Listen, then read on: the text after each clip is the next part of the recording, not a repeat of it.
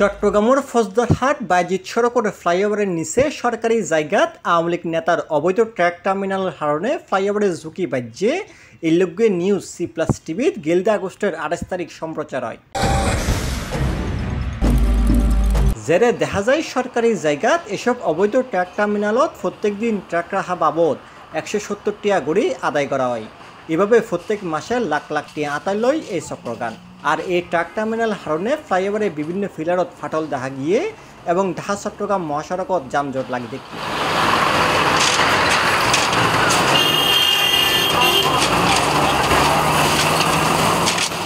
যেহেতু ফৌজদারহাট বাইজিৎ সড়ক ইবে বাস্তবায়নকারী ও রক্ষণাবেক্ষণকারী প্রতিষ্ঠান CDA, তাই অবৈধ ট্রাক টার্মিনাল হারণে জনগণের ভোগান্তির বিষয় লইয়ে আরা নিউজগান সম্প্রচারণের সময় CDAর প্রধান প্রকৌশলী হাসান বিন শামসের বক্তব্য লয়।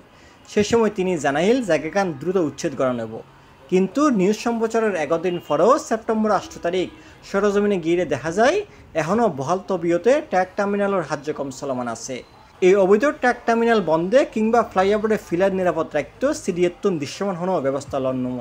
আমি গত এক সপ্তাহ আগে এই এগুলো এনে নিউজকে খুঁজছিলাম C+ টিভি নিধি পরিবার পরে আর প্রায় বহুত মানুষের বক্তব্য লইলাম।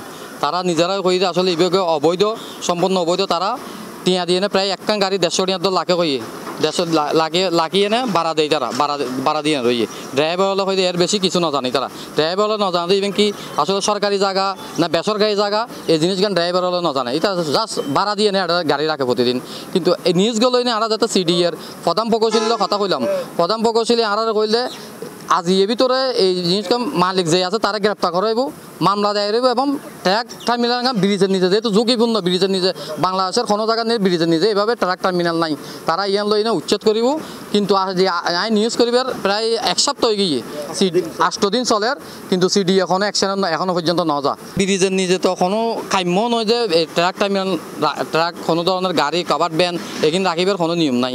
কিন্তু এটা যারা দেখলাম যাতে নিউজ দেখাবার চেষ্টা করছিলাম দর্শকেরা ব্রিজের নিচে যে ফিলারগুলো আছে ফিলারগুলো নিয়ে বহুত কিছু স্পট দেখা গিয়ে যে গাড়িও লাইনে মার দিয়ে বা ঘুরেতে সময় লাগিয়ে তো এই ধরনের যারা তুমি সংঘাত করলাম তারাও হয়ে যাইয়েন এখন আশঙ্কাজনক যে কোনো টাইমে যদি আরও বড় ধরনের দুর্ঘটনা এড়ে গড়িতে পারে।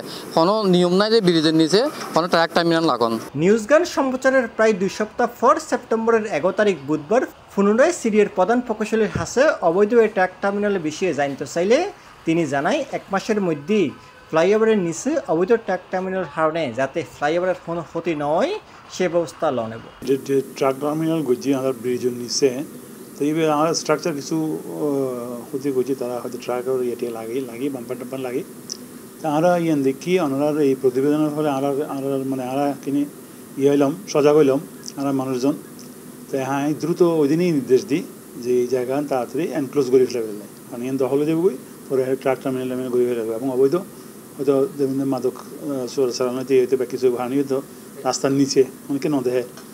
তো এই উদ্দেশ্যে আমরা কিন্তু এখন পুরো আগে ফেললে আসলে আমরা প্ল্যানিং আসলে ফেন্সিং আন করছি, ফেন্সিংয়ের ডিসিশন সিদ্ধান্ত চেঞ্জ হই এখন ফেন্সিং ভাঙি হয়ে আসতে।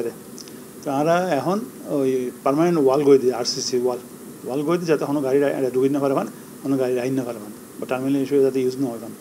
আর প্লাস এই হইলে রেলের জায়গা এবং আরও জায়গা সরকারি জায়গা তো তারা তো দখল করে ব্যক্তিগত টার্মিনাল গড়ি না করে তো আমরা প্রপার অ্যাকশন লই এবং দ্রুত হাম শেষ করি। ইনশাল্লাহ আগামী 1 মাসের মধ্যে হাম শেষ হইব আর অলরেডি হাম ধরছি আগামী 1 মাসের মধ্যে হাম শেষ করছি।